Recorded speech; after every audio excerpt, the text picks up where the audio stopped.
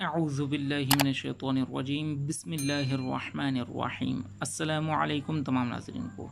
आज हम जो सबक पढ़ रहे हैं वो है यसरनुल कुरान का 22वां सबक। और 22वें सबक का इंशाल्लाह जो है इनके 3 हिस्से हैं। 22वें सबक का आज हम पहला हिस्सा पढ़ेंगे और उस पहले हिस्से में आपको कुछ चीज़ें बताएंगे, फिर दूसरे हिस्से में उसके मुख्तलिफ़ कुछ चीज़ें बताएंगे, फिर तीसरे हिस्से में उससे और मुख्तलिफ़ कुछ चीज़ें आपको बताएंगे।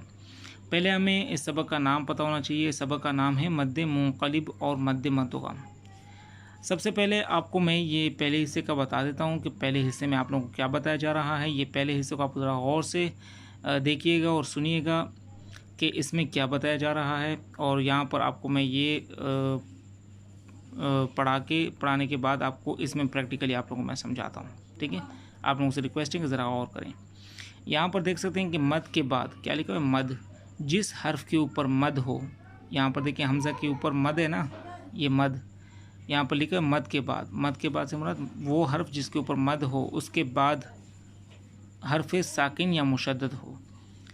मद वाला हर्फ जिसके ऊपर मद हो, उसके बाद वाला हर्फ या साकिन हो या मुशद्दद हो। मुशद्दद मतलब कि या साकिन वाला हर्फ हो या तशदीद वाला हर्फ हो, तो उस मद को लंबा करके मिलाया जाएगा, ठीक है।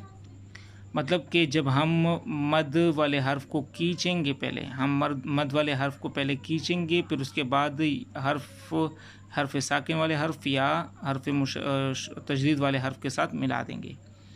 अब आपको प्रैक्टिकली नीचे भी आपको मैं समझाता हूँ। जैसे आपके सामने ये जो मिसालें दी हुई हैं, यहाँ पर देखें ये हमज़ा के ऊपर जो मद आया हुआ है, ठीक है, इसको मद्दे मुनफसिल कहा जाता है।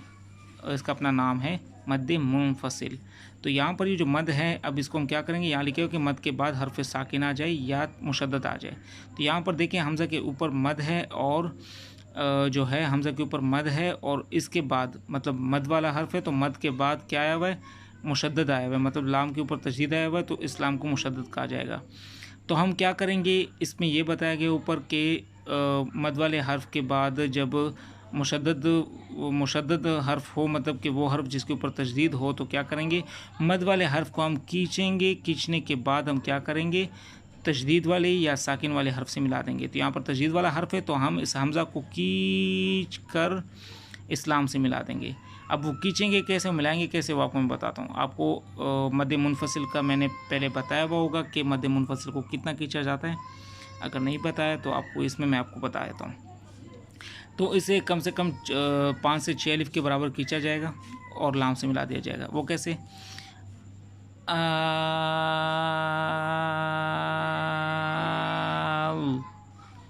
देखें फिर से,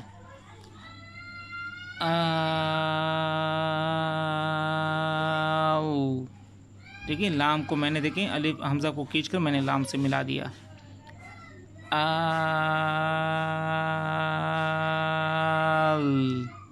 फिर लाम के ऊपर कड़ा ज़बर पड़ेंगे, लो, लो, फिर हु, अल्लाहु। उसके बाद ये अलिफ, इसको अलिफ नहीं कहेंगे, इसे हमज़ा कहेंगे। मैंने आपको कहा था कि अलिफ हमेशा खाली होता है, तो यहाँ पर इसको अलिफ नहीं हमज़ा कहा जाएगा, ठीक है। तो हमज़ा के ऊपर देखें कड़ा ज़बर और मद दोनों आए में, तो आगे वाला हर्फ क्या है, साकिन है। यहाँ कहा था मद के बाद हर्फ साकिन या शदद हो, तो यहाँ मद के बाद हर्फ साकिन आया हुआ है। यहाँ पर देखें मद के बाद हर्फ साकिन आया हुआ है, लाम के ऊपर साकिन है, ठीक है। तो इस लाम को हम, इस हमज़ा को हम खींचकर लाम से मिला देंगे।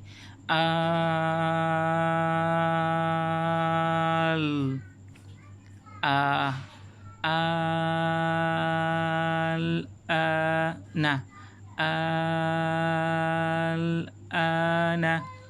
इसके बाद यहाँ पर देखें मद के बाद क्या आया हुआ है, मुशद्दद हर्फ आया हुआ है, तशदीद वाला हर्फ। तो यहाँ पर मद के बाद हर्फ साकिन या मुशद्दद हो, तो यहाँ पर मद के बाद वाला हर्फ मुशद्दद है, तशदीद वाला हर्फ है।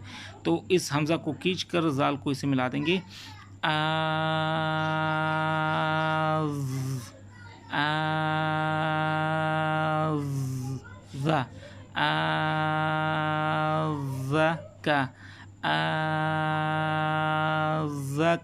रई, ज़करैनी,